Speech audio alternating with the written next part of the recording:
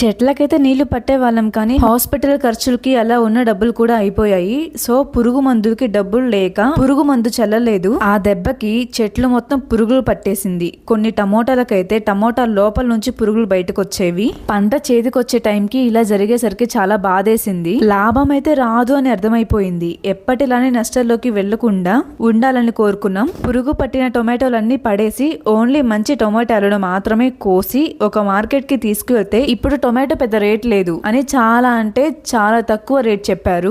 అంత కష్టపడి పండించి ఇంత తక్కువ రేట్ చెప్పేసరికి మా నాన్నకి ఏడుపు వచ్చి ఆ టొమాటోలన్నింటినీ తీసుకొచ్చి మా ఊరి కాలువలో పడేశారు. అది చూసిన అందరూ కూడా పడేసే బదులు ఫ్రీగా ఇస్తే తీసుకుంటాం కదా అని ఇలా మాట్లాడుకుంటున్నారు. ఒక్కరు కూడా మా బాధను అర్థం చేసుకోవట్లేదు. ఎంత కష్టపడి ఆ పంటను పండించాము అని. అలా పడేయొద్దు, మేము మార్కెట్ లో ఉన్న రేట్ కి కొనుక్కుంటాము అని ఒక్కరు కూడా ముందుకు రాలేదు. ఇంకా ఫ్రీగా ఇస్తే తీసుకుంటాం కదా అని మాట్లాడుకుంటున్నారు.